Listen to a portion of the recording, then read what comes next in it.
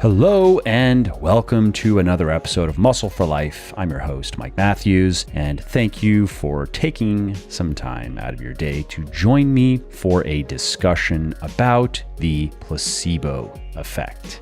Now check this out. What if I told you that with one little pill every day, you could boost your energy levels, you could supercharge your strength, and you could even melt away mental and physical pain and discomfort? And what if this pill could do those things naturally and safely, no drugs involved? And what if I even told you that actually it's just a sugar pill, but so long as you truly believe in its ability to work, which you actually can because of the placebo effect, it will work. Well, if that sounds like science fiction to you, I understand, but the underlying mechanism is very much science fact, and it is called the placebo effect. Now, chances are you have heard of the placebo effect, but it probably also is a much deeper topic than you realize. It certainly is a lot deeper than many people realize. Even me, before I really started looking into it, the placebo effect is filled with quite a few surprising and interesting and even practical aspects. And that's why I invited Kurtis Frank back onto the podcast to give us a little crash course on the placebo effect. And if you're not familiar with Kurtis, he is the co-founder and the former lead researcher and writer of examine.com. So if you've ever been to that website and poked around in the highly technical writing on the website, on the blog, you have stuff that is more layman friendly, but really the core of Examine is very technical. Pretty much all of that was researched and written by Kurtis over the course of 6 or 7 years. And now Kurtis is the director of research and development for my sports nutrition company, Legion. And that means that he is responsible for improving all of our existing formulations, as well as creating new ones. He's the guy I go to for new product ideas, or I go to with new product ideas and ask him, Kurtis, is this possible? Kurtis, is it possible to make a natural testosterone booster? No, Mike, it's still not possible. Oh, okay. Kurtis, is there any reason for people to take BCAAs? Because they keep on asking for BCAAs. No, Mike, there's still no reason to take BCAAs. Okay, fine. So anyway, in this episode, Kurtis and I talk about many elements of many aspects of the placebo effect, including some of the more surprising ones about how it actually works, how it can improve your workouts. There are a couple cool little immediately useful tips that can help you gain strength faster in the gym in particular. And of course, if you do that enough over time, then you gain muscle faster. We talk about how resilient the placebo effect is, and we talk about how the placebo effect relates to chiropractic, homeopathy, and acupuncture, and more.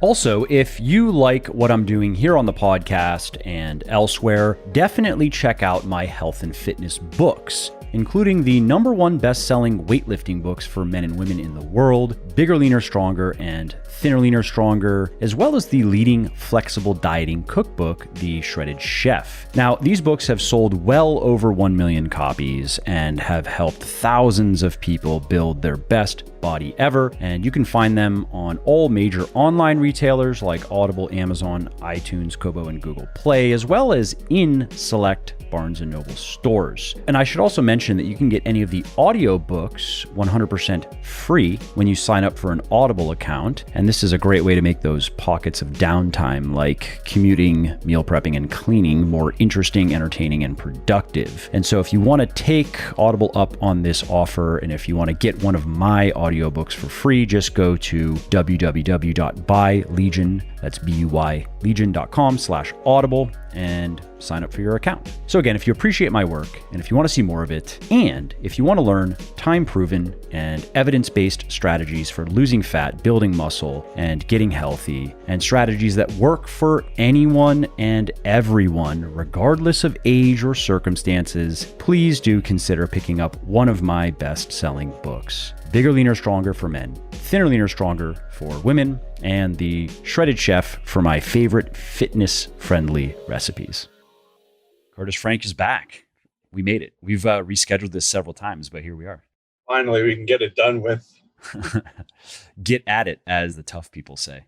Yeah. So we're here to talk about the placebo effect, which is, we were just talking offline, and you were concerned that it's such a complex and multifaceted and nuanced topic that you weren't sure if you were ready to go that deep.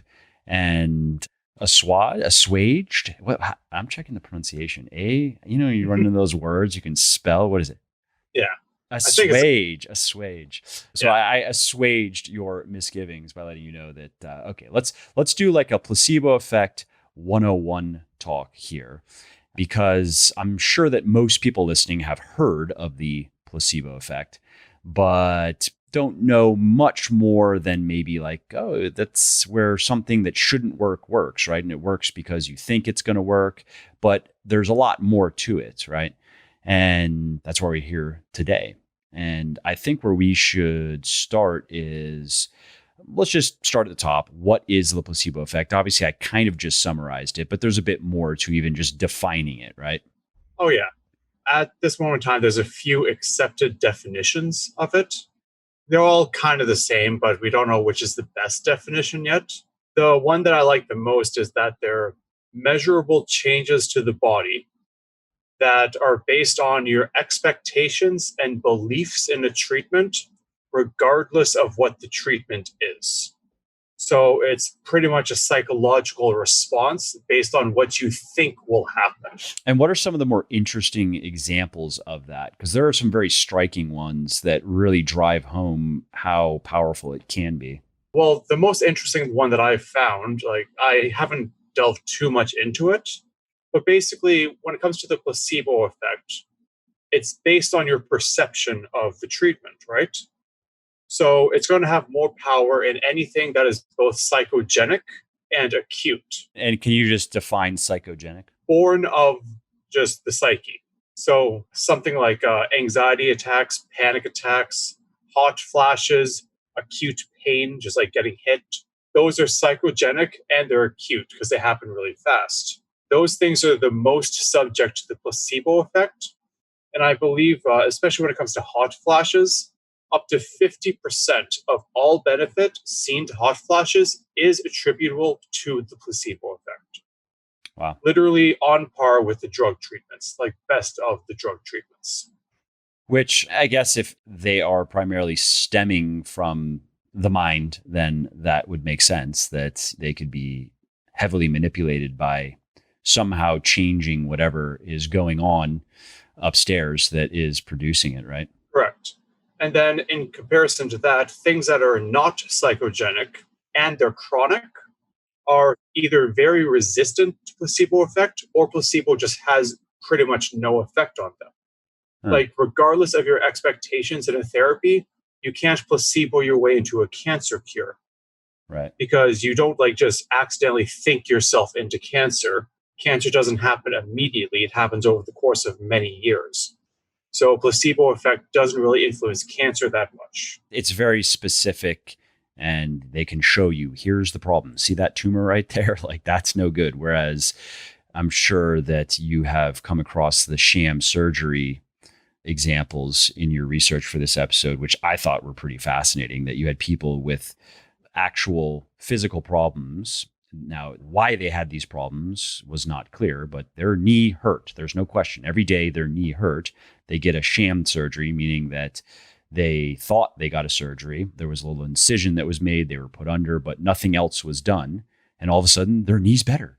There's also, I think, the example that sticks with me the most is the heart surgery, where normally it would be a very invasive surgery where they have to go through your breastbone. And there was a sham surgery, which you'd think the person would know that they didn't get the surgery because they didn't get destroyed by it, but where getting a sham surgery improved a heart condition in a patient. You've come across those, I'm sure. The first example, the knee surgery, that's pretty, obvious. Like, well, I'm about to explain why it's obvious. Because the placebo effect works mostly through the HPA axis and HPTA for men. So the fight or flight response, the stress responses, but also the opioid system, which is why pain is very subject to placebo effects. So if you do experience a placebo effect, pain can be very much reduced. And if you're subject to the opposite, the nocebo effect, which is just like the bad side of the coin, you can actually greatly increase pain even when you shouldn't. It normally happens. And just to be clear on nocebo, so that'd be something that shouldn't cause a negative effect, but it does. Pretty much. Placebo is there is no actual drug treatment, but there's a positive effect. Nocebo is there is no actual drug treatment, but there's a negative effect. And what are some examples of that have just been documented in the literature? Usually worsening of anxiety attacks, because some people, when they have like anxiety or whatever, they can just breathe and it gets better. Some people, even though the stimuli, the stressor is gone, they pretty much psych themselves into more fear, and then they legitimately get worse symptoms even when there's no stressor anymore. That sort of repeated effect, that downward spiral, is somewhat related to nocebo.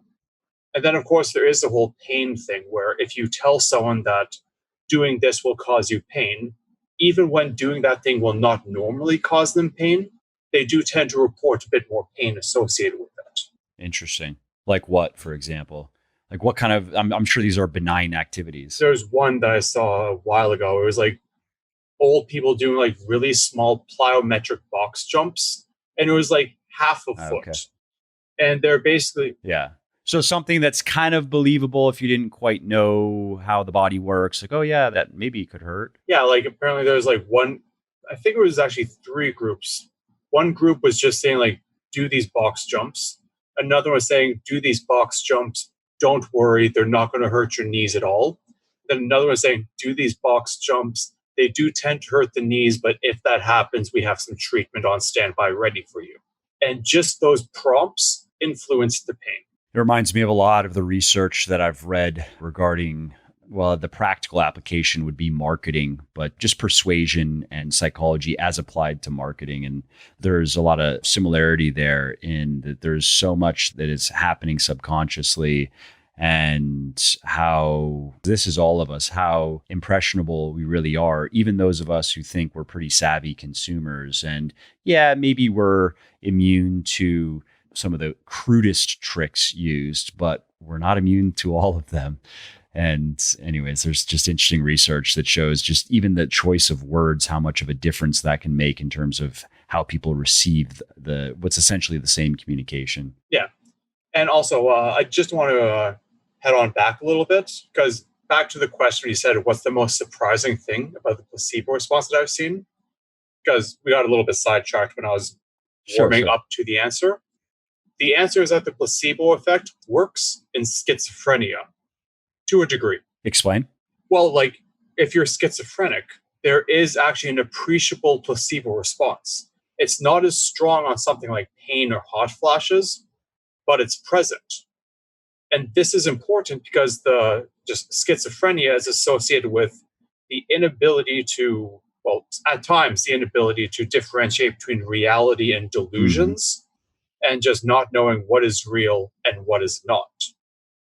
And because of that, you would think that, just you wouldn't have expectations associated with the treatment that could be reliable in any sense. Because if your delusions just switch all the time, your expectations should be all over the chart. Like you should just be getting random placebo effects, random nocebo effects every other day. Yeah. But there is actually a reliable placebo effect in schizophrenia. And I think researchers know. How is it triggered? That I do not know. I was trying to look into it. Okay. But right now it seems like there's a bunch of theories, but a lot of the theories are, this is what we think is happening right now, but we need to confirm it later. Well, what intervention is the reliable one? If I'm understanding you correctly, but I may not be understanding. Oh, it's not like any specific intervention. It's just whenever there is a study, you would expect a placebo effect to occur just for everything. Hence why there's double-blind placebo effects. Sorry, the double-blind placebo-controlled study is the gold standard because you can literally never avoid the placebo effect. You have to make science built around it. But when it comes to schizophrenia, everything we know about the placebo effect, we should be saying, schizophrenia should not have a reliable placebo effect. It doesn't make sense for them to have it, but they do. And so we're still trying to figure out, well, I'm still trying to figure out, like maybe some researchers know exactly why. But yeah, like it normally should not happen, but it does. So that's kind of cool. And I guess the other interesting thing is how I still adore the fact that placebo effect works, even if you know there's a placebo effect. That's what I was going to ask you about next, because that makes it even more interesting and in some ways practical, I guess, right? Because in a way, like if it's all based on expectations and beliefs, then you could argue that at least a certain aspect of the placebo effect could be Pavlovian in nature. And what do you mean by that? Well, your expectations towards something, like when you say take a drug, like oh no, so I just meant the Pavlovian, just to be clear. Are you talking about stimulus response? Yes, like Pavlov's dogs and all that. Sure. Because I know like a lot of weightlifters who they go to the gym, they're tired or whatever. They take a pre-workout, then all of a sudden they're like super amped, but they're amped in like literally 2 seconds. And you're like, you can't absorb the nutrients that fast in 2 seconds. Take caffeine alone, right? It's about 30 minutes when it peaks after taking it? Pretty much, unless you use sublingual.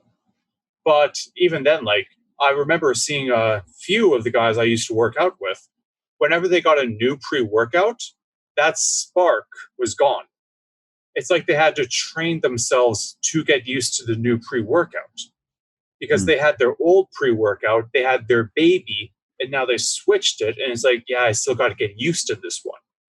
So they're basically training themselves to get expected to that new pre-workout.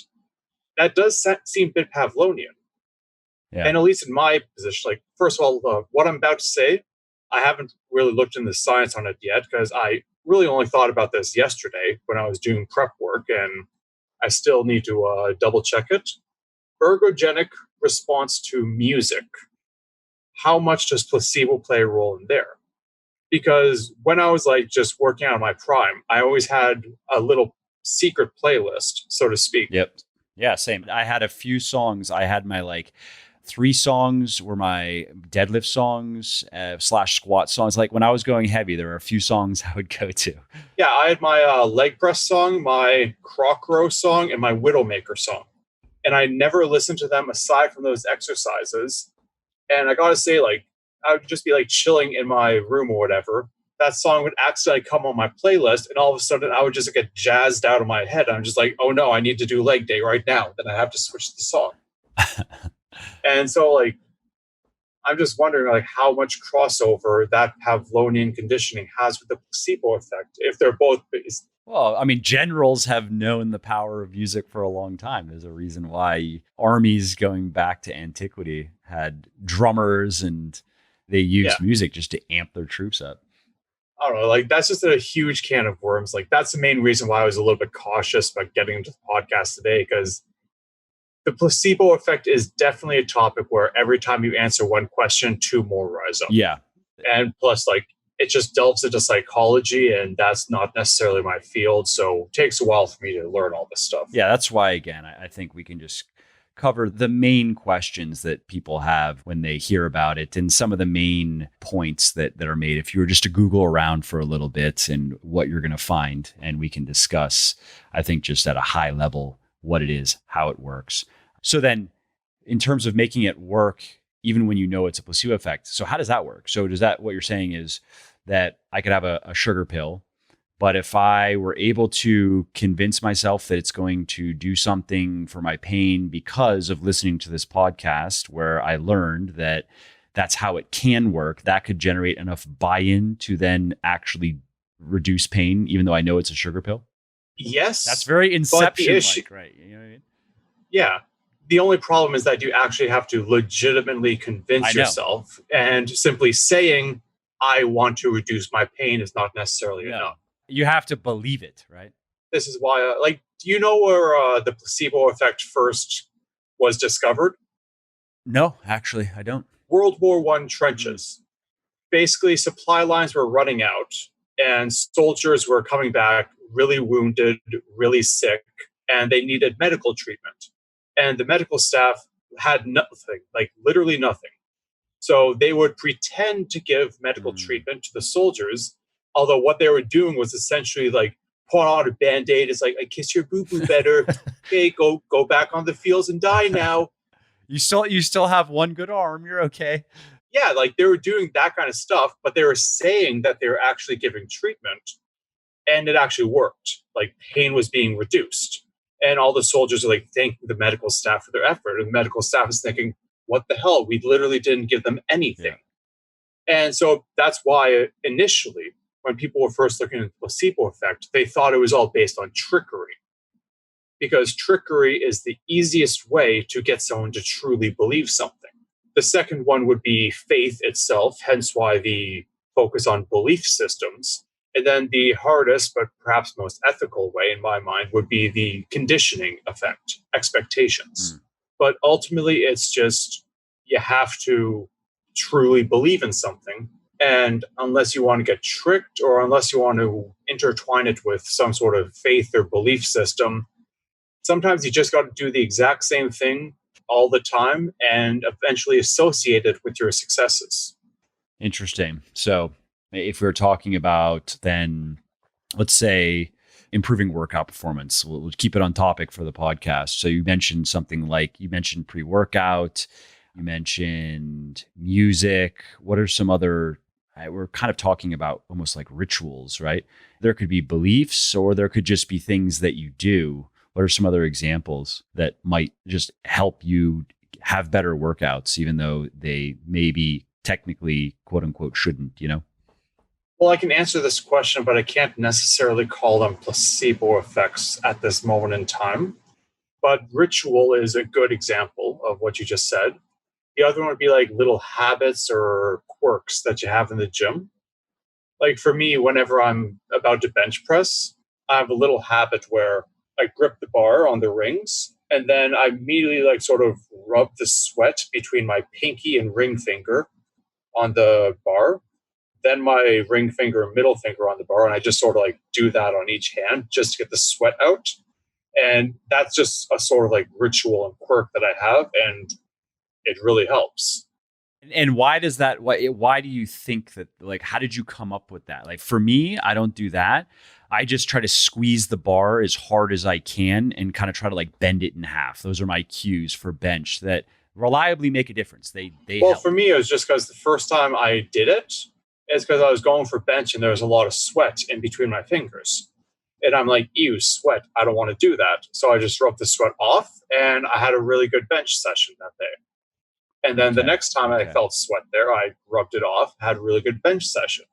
And then I essentially started to associate the rubbing of the sweat with a good bench press.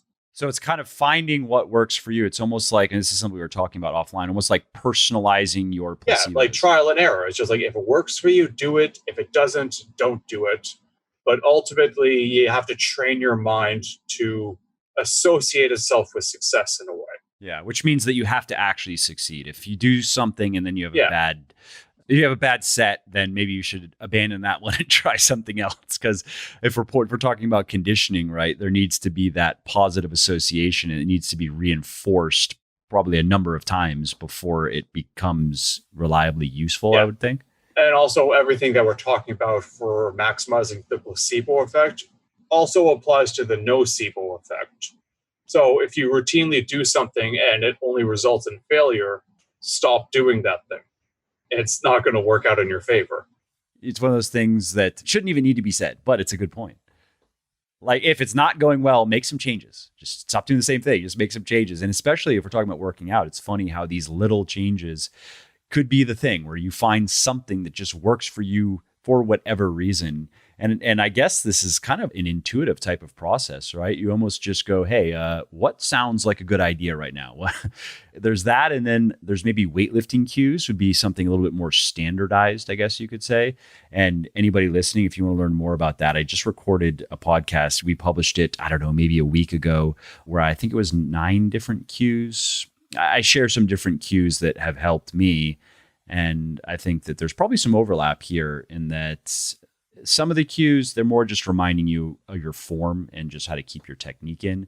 But then some of them are probably just kind of placebo-y, that you're imagining a certain thing and then that helps you do a little bit better on the exercise. And then you just do that a few times. And now it just works for you, even though there's no technical reason why it should be working, Yeah, it just, reminds your body of its successes.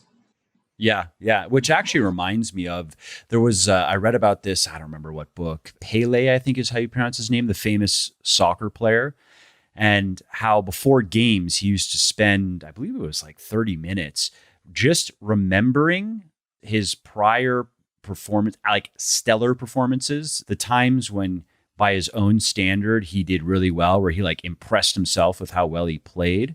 And I believe he also would envision, I believe it was like a bit of both. He would remember the times he played extremely well and then envision himself playing extremely well in the upcoming game. Yeah, like I don't really know if that's placebo, but that is definitely based on the whole cues and perhaps like even faith. Yeah, I mean, it's kind of a psychological priming effect, yeah, if nothing else, right? They're all in the sort of same category in a sense. And how durable are the effects of the placebo effect? Because some people say that you can find something like this and it works for a little bit and then it wears off, that it's not going to work, whether it's something like a pill that you're taking for pain or some other placebo for pain, or the placebo effect as applied to working out. By durable, do you mean resilient? Like, yeah. Like, again, what I've seen people say that the placebo effect tends to wear off in a few weeks in most cases. You won't find something that just reliably works for you consistently for a long time. From what I've seen, I would actually liken the placebo effect to porcelain. Really strong yet fragile, because the placebo effect can continue to give you great benefits over a very long period of time. But if you lose your expectations or beliefs in it, it's just gone. It shatters. Interesting. And do you have any just anecdotes that you've come across in the literature of how that has happened? Where a person, they just lose confidence completely in it, which seems kind of strange, because if it is working well for you, how do you lose confidence in it? Now, of course you can, but I'm just curious. Not in the literature specifically, but when I was looking into belief systems, I did come across some, like, I'm not sure if these would be related to placebo effects.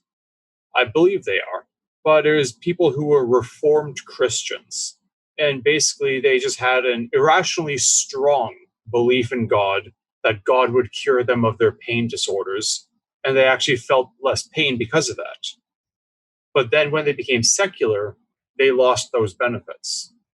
Which I guess makes sense given what you've already covered. So they would have to find some new placebo effect. Yeah. Like, again, like these aren't academic journals that I was looking at. So they could have been embellished. Just personal. Yeah, but I've seen a few of those. So I think that there's something there. Interesting. And what are your thoughts on the placebo effect in the context of medications and mechanisms of healing, surgeries? I'm sure some people have thought about those things, wondering then how many surgeries are actually unnecessary, how many medications are unnecessary, how many people could just be treated with placebos instead of potentially harmful interventions? Well, I think that's a sort of it's a bad line of thought to go down, because again, like, all science is based around the double-blind placebo-controlled study, because placebo effects are omnipresent. Do you want to just quickly actually describe what that is, just for anybody, if they haven't, maybe they've heard of the term, but they don't know exactly how it works? Yeah, so double-blind placebo-controlled means that there's the active drug and then the placebo drug. And placebo drug is just something that is medically inert and only has the placebo effect. Whereas the active drug has the actual drug acting, but also the placebo effect on top. So if you assume that the placebo effects between the two groups are the same, then they negate each other statistically, and you're left with inert versus drug, and then you can see if the drug's better than just a sugar pill. And then the double blind just refers to neither the patients nor the medical doctors know which is which. And why is that important? Like, how did that become a thing where at one point, obviously it was not, the practitioner wasn't also blinded? Why is that necessary to maximally minimize the placebo effect's influence on the study? Well, the subjects are blinded because, I mean, that's obvious, right? well, like Because if, I did mention earlier that the placebo effect still works even if you know it's placebo, but it works better if you have better expectations or you think it's going to work better. So if you yeah, know you're getting the drug, your placebo effect's going to be stronger. But the researchers are blinded because they may accidentally give physical cues to the patient. It's like, here's your drug. And if they're looking optimistic, maybe you're getting the good drug. And if they say, like, here's your drug, and then they just like look to the side and have a little bit of shame on their face, you're like, that's not the drug, that's the placebo effect. yeah. So patients can actually pick up on that and it can influence the results. Okay, so that's the key. It's not on a deeper level where even if the patients have no idea, but the doctors do, that somehow that could influence the results. It potentially could. It's hard to determine, but whenever you have a study where you can't prove if X is a variable that screwed your results, but you think it might have, like that just Yeah. gets annoying. And it's like, let's just make sure that variable X isn't an issue in the future. If you like what I'm doing here on the podcast and elsewhere, definitely check out my health and fitness books, including the #1 best-selling weightlifting books for men and women in the world, Bigger, Leaner, Stronger and Thinner, Leaner, Stronger, as well as the leading flexible dieting cookbook, The Shredded Chef. Does it eliminate or let's say not eliminate, does it neutralize the placebo effect enough to make it more or less a non-factor in the results of research? Or is there something else in play that just can't be controlled for? Is it just the best we've got? It's the best we got at keeping the placebo effect similar between both groups. Right. And as long as they're similar between both groups, they can sort of negate each other. And all difference observed can be due to drug versus inert compound. But anyways, when it comes to just using the placebo effect as medical treatment, I don't like that line of thought because, first and foremost, you will always have the placebo effect. Just always, whether it's small or whether it's large. It doesn't matter if you have inert or an active drug. You either have the placebo effect itself or you have the active drug and the placebo effect. So it can have an additive effect. It can make an effective drug more effective. Yes. You're either choosing one benefit or you're choosing two benefits. And so you go for the two benefits, obviously. Yeah, no, I understand that. But some people, and I don't disagree with you, but I know that some people would push back and say, well, medications and surgeries come with risks. And if you want to live a long, healthy, enjoyable life, it's probably a good idea to avoid medications and surgeries as much as possible. If you got to do it, you got to do it. But if you can not, then it's better to not. And so would a placebo treatment before you go there make sense? You know what I mean? In that sense, I would probably disagree, mostly because at the end of the day, you shouldn't seek out the placebo treatment. You should just seek out the safest drug treatment. Because there are going to be drugs that are highly effective with side effects. And there are going to be some drugs like metformin, my baby, who pretty much has very few side effects and could very well like improve health greatly. They're all going to give you a placebo effect.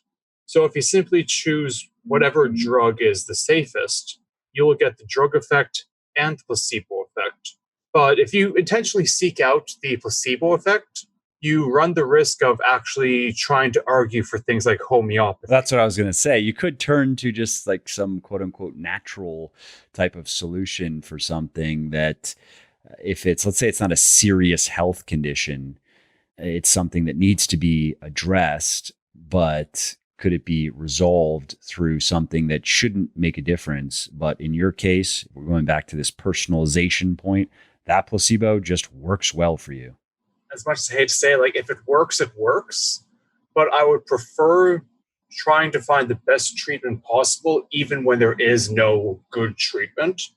A good example of this would be fibromyalgia, where there is no actual good pharmaceutical treatment for it yet.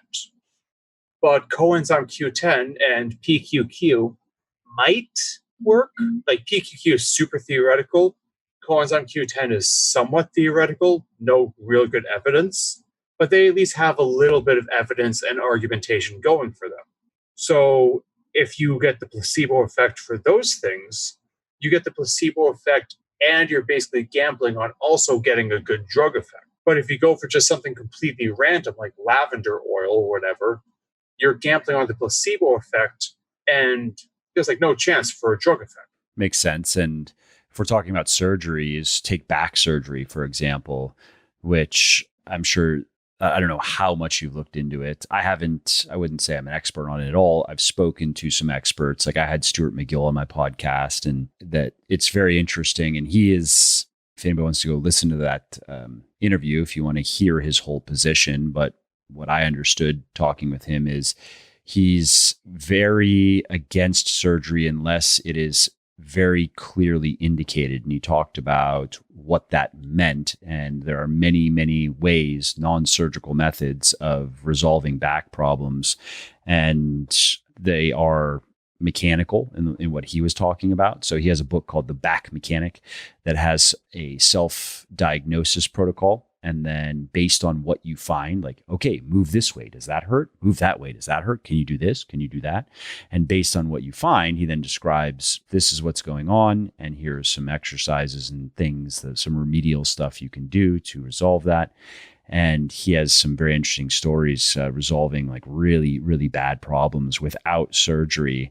And he talked about how hit and miss back surgery can be and how debilitating it can be. And so that, to me, if I was somebody with a back problem, for example, and I was being told that it's surgery, dude, it's surgery time, I would look for probably, again, unless it was very clearly an issue that, okay, you see this nerve right here, you see how it's happening, we have to fix that. And again, he talks about this. I would be very reluctant to just run into the operating room. I would be willing to try a lot of placebo things before I would do that. But I just do want to clarify, since we're on this topic, the placebo effect when it comes to issues like that would only affect the perception of pain. Whatever causes the pain would most likely not be fixed, because that would most likely be either a nerve injury or muscular or bone injury, and that's neither psychogenic nor acute. So the placebo effect would be like literally a Band-Aid effect. It'll simply make your life a bit better to live, but it wouldn't actually fix the issue at hand. You would need something like what McGill talked about, the actual exercises to fix the root of the issue. Yeah, I had Paul Ingram on, which will, I think, good guy. Yeah, I liked Paul, and we talked about repetitive stress injuries, but got into, of course, I mean, his wheelhouse is pain, and he just talked about some really interesting, just how mysterious pain is in many ways, and how I really liked, anybody who hasn't listened to that episode, I'd recommend go listening to it, because there's some really practical stuff in there. He talked about trigger points, certain parts in the body that you just rub every day.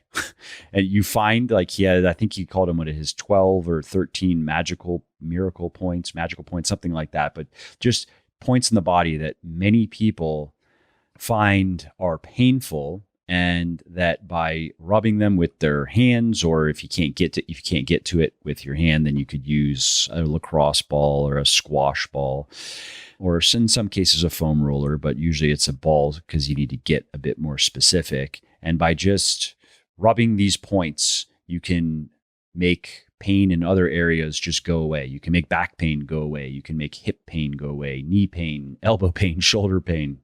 Pretty cool. Did he mention the ancient Chinese chakra system at all? Okay, because the chakra system, which founded the formation of acupuncture, even though I don't like acupuncture, did focus on like centralized neuron paths. And it did mention that there are multiple locus points on the body of which pain centralizes. So what he was talking about may actually be like the actual scientific interpretation of what the chakra system was trying to refer to. Interesting. I'll have to look into that. Interesting. Well, just to come quickly back on topic. So homeopathy, you would say, is that completely placebo if it does anything for anybody? Because what I've heard, not from a reliable source, so I kind of just put it in the shrug bucket, is that what you would buy at the grocery store, yeah, all of that stuff is, if it does anything for you, it's just the placebo effect. But if you have an individual practitioner who knows what they're doing, quote unquote, then that can actually produce an effect that could be replicated in scientific research, not just placebo effect. What are your thoughts? So I'll agree with what that source said. But before I get into that, I just want to say that if homeopathy, if it's anything more than the placebo effect, it's an insult to all of dietary supplements. I hate homeopathy with a passion. Why?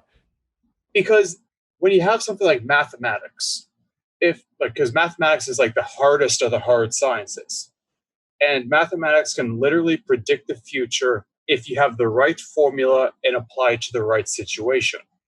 The issue is finding the right formula and applying to the right situation, which is a heck of a lot harder than you'd ever think it would be. But if you do that correctly, you can predict the future. That's how accurate mathematics is. Sociology, the softest of all sciences, it has one of my favorite sayings, which I learned from an actual PhD in sociology. If you think you know sociology, you're not a sociologist. There's just way too many unknown factors. And biology is somewhere in the middle. If you can get a cellular system and you can predict even 70-75% of what happens after drug therapy in that cell, that's pretty good. There's no way you can predict 100%. There's always going to be some weird genetic monkey wrench born from stuff that we just don't understand about the cell. But we can get a pretty good prediction. So that's why biology has so many general rules of thumb and so few laws. But out of the laws, we do have one. The dose makes the poison. Basically, if you want a molecule to affect the body, the molecule needs to actually exist, and the molecule can affect more things if there's more of that molecule.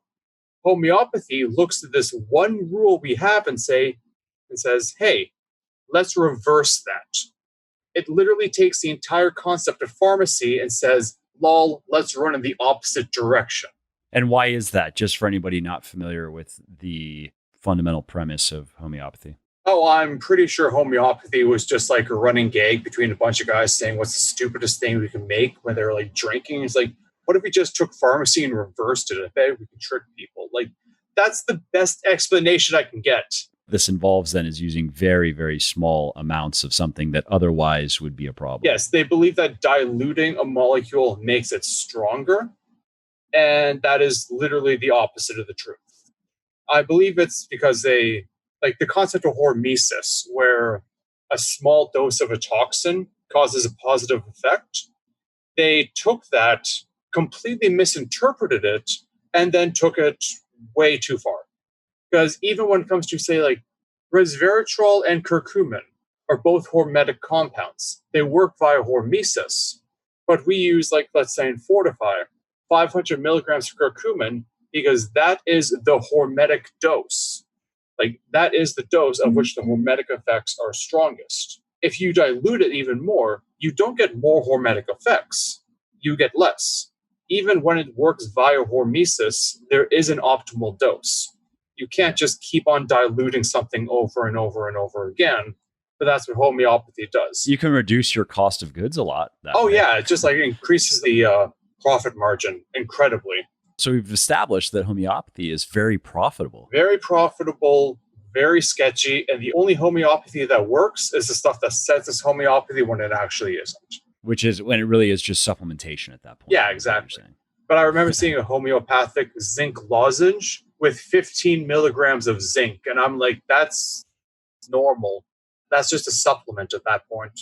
Yeah. But anyways, what your source was saying, that it's better if you have a practitioner, that is technically true, because if homeopathy is only the placebo effect, a good practitioner with good social skills and good charisma, I guess is the best way to say it. I think bedside manner, is that the term? Perhaps. Although I guess that's with doctors and sick people. I don't know. I have to actually look at the definition. I like charisma because I can apply that to No. As it says, bedside manner is just a doctor's approach or attitude. Yeah, but anyone who uses homeopathy, I refuse to call a doctor. So charisma. Sure. But they might have a PhD and then they say they're a doctor, or they might be a chiropractor and they say they're a doctor. Yeah, the only chiropractors I respect are those who are actually physiotherapists. Different discussion. But basically, the whole chiropractor stuff is like, as long as they say like cracking your back like helps your back, that's fine. As soon as they say like it helps with the common cold, no. Yeah, I actually haven't looked too much into chiropractic. Something I get asked about. I just haven't taken the time to really get into the literature. I go to a chiropractor every once in a while. If I'm in Florida, there's a guy I like to see. He's a nice guy and it feels kind of good. And that's it. I don't really put much more stock into it than that.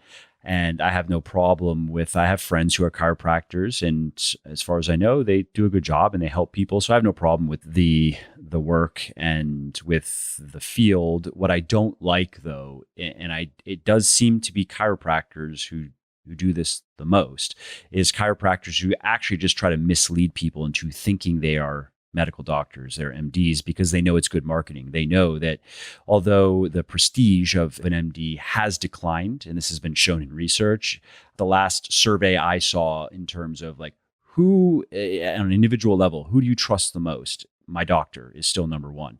And so people still, on the whole, give doctors a lot of credence. And so there are shady chiropractor marketer guys and gals out there who know that and say, oh, I'm Dr. So-and-so. And they might even in their marketing pictures, I've seen them even wear like the white coat and have the stethoscope. And they're really trying to make you think that they're an MD. That is not cool. And that often is chiropractors from what I've seen. But like, as long as chiropractors stick to the whole back cracking and just making your body feel good, I'm totally okay with that. It's just when they get into the unverifiable claims and the pretending to be someone that they're not, as you just suggested. But anyways. Have you ever looked into, I don't want to get off on a tangent because it might make for a good podcast, so if I'm asking, have you ever looked into the whole muscle testing thing that chiropractors will use to see, sometimes it's to find the subluxations, like, okay, where do we need to adjust? And then other times it'll go as far as supplementation. What supplements do you need? How many do you need to take? You know what I'm talking about? I vaguely do, but I don't know much about that topic. Okay. Yeah, because all the chiropractors I know were like kind of physiotherapists in a way, and all the supplements that they sold were quite literally just for osteoporotic women because that's who they were helping most. I see. So yeah, I have a pretty good experience with chiropractors. I go to a chiropractor now and then, and I've been to a few in particular who I really liked, and it did feel good to get adjusted, and I didn't put much more thought into it than that. That's about it. But anyways, back to the whole thing that I was saying earlier. I like saying charisma because a lot of homeopaths I do view as charlatans. But if you have high charisma and you can convince people of something, you can maximize a placebo effect from any source. And that then opens the door to the justification that it's okay, right? Oh, well, I actually am helping people. Yeah, but I don't know. That's like a whole ethical rabbit hole that I know. The end justifies the means, right? I hate that saying so much. Like, that's actually do you mind if I go on a tangent there? Like, yeah. Well, because I was thinking, I mean, I agree. That is a very slippery slope, and that line of thinking has been used to do a lot of very bad things throughout history. And a very different discussion, but I would say there are people in power today who, I mean, that's a rationalization. It's just so easy. It's so cheap, and it can justify very evil actions that the person, they will say until the end that it was for the best. Because the way I view it is just when you think of any situation of where you say the end justifies the means, it's only topics of grand design, such as politics, science, theocracy, theology, I should say, medicine, basically things that don't actually have an end. Something that does have an end would be, I go to the grocery store to get some cheese. Because if I go to the grocery store to get some cheese, I just reached the end. But if I were to take an end justifies the means approach, I can't just like say, oh, there's a traffic jam. Then I just like cut through a park, run over 3 children. Like if the cops arrest me when I'm eating my cheese and I say, but bro, it's cheddar, they're not going to accept that. They're going to arrest me. Because in that case, the end clearly doesn't justify the means. But should they, I know. Or is that Like, just... the cheese is the justification. I mean, it's just a social construct anyway. Yeah, the cheese is justification. But anyways, like, so the only time you really say the end justifies the means are not for the minor issues of which there are an end, but the major issues of grand design of which there is no end. But couldn't you postulate an end? Couldn't you say, well, we're working toward, let's talk about, this would be in the realm of politics or just power and the development of civilization. Say, hey, the end is this utopian state. And unfortunately, the only way to get there, the only viable way we can see to get there is to do things that some people would say are evil, but they just don't understand. They don't even have the intellectual or maybe the ethical capacity to understand that creation requires destruction. And we are trying to minimize the destruction, but you have to destroy what's there to create something better. Yeah, but the thing is, whenever it comes to like stuff like this, at least when it comes to science, at least, the closer you get to the end, the closer you realize it wasn't actually the end, but rather just a checkpoint on the way to the end. So the closer you get to your end goal, you realize that that wasn't the end, that was just step 1. And then you head to the next end and you realize that was just step 2. And so you live your entire life aiming for this end of which doesn't actually exist.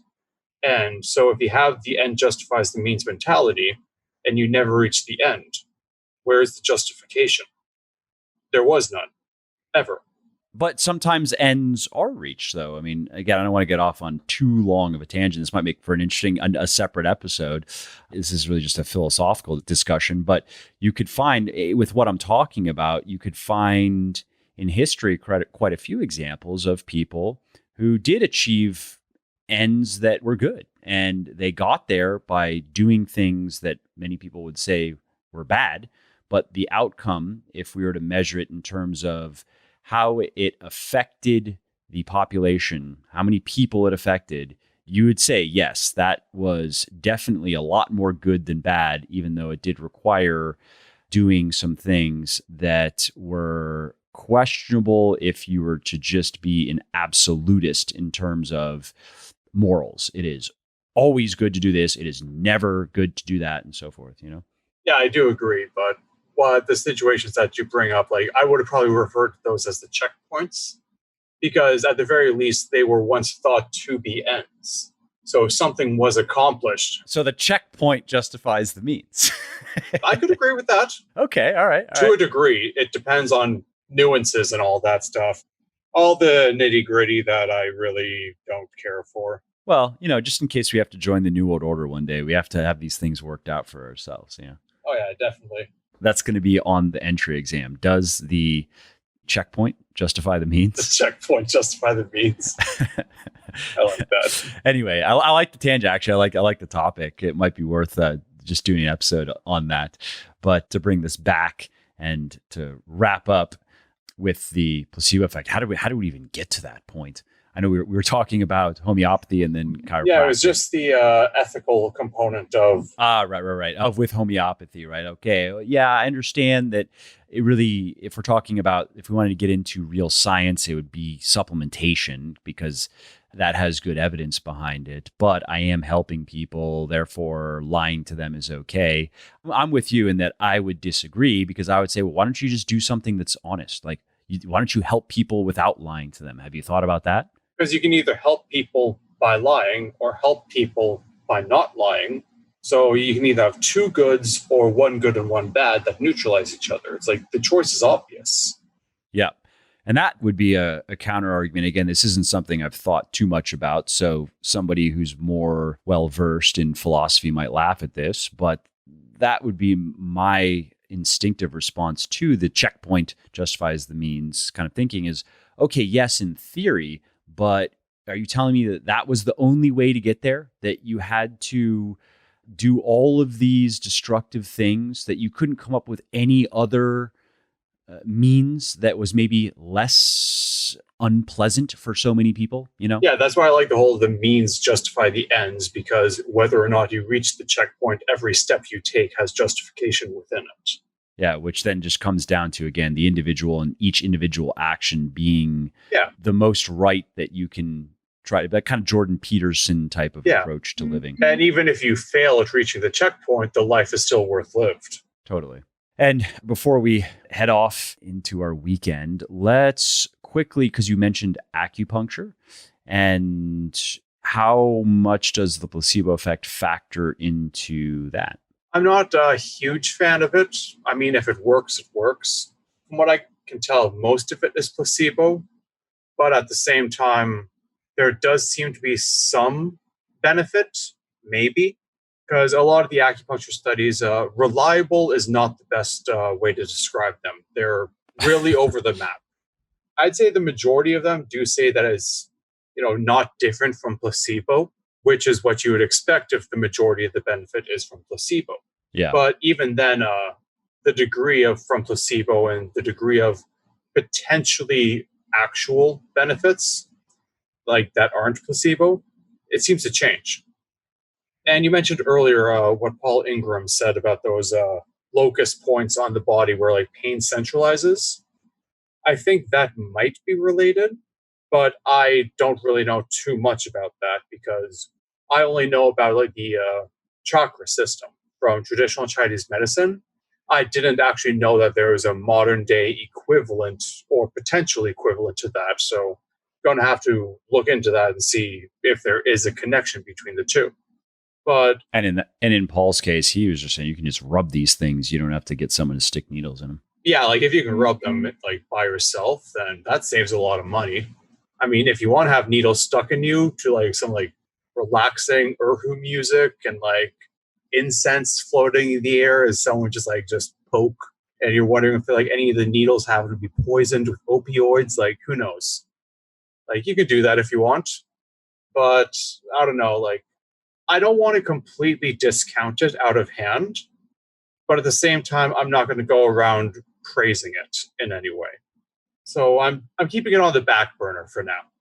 And I also do have to mention that a lot of pain scientists and physiotherapists that I follow, acupuncture is like their trigger word, where if you just say acupuncture, they just come out of the woodworks like, oh, you said the bad word. I'm pretty sure I'm just going to defer to the experts on this one. Apparently, it's not good. I like it. It's like saying homeopathy 3 times while staring into the mirror. I'll just peer with the knife. It's like the Bloody Mary of supplements. Maybe that's what your afterlife is going to hold for you. Maybe you'll have a chance to actually Bloody Frank. To haunt your enemies until you get bored of that, and then maybe you'll have to restart. Yeah. All right, man. Well, this was a great discussion. Very informative. Thanks for taking the time. And I look forward to our next, whatever it's going to be. We'll figure out something. Yeah. Looking forward to it as well. All right. Well, that's it for today's episode. I hope you found it interesting and helpful. And if you did, and you don't mind doing me a favor, could you please leave a quick review for the podcast on iTunes or wherever you are listening from? Because those reviews not only convince people that they should check out the show, they also increase the search visibility and help more people find their way to me and to the podcast and learn how to build their best body ever as well. And of course, if you want to be notified when the next episode goes live, then simply subscribe to the podcast in whatever app you're using to listen, and you will not miss out on any of the new stuff that I have coming.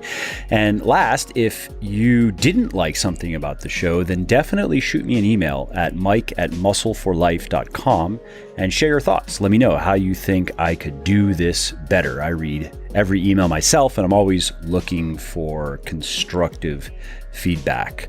All right, thanks again for listening to this episode, and I hope to hear from you soon.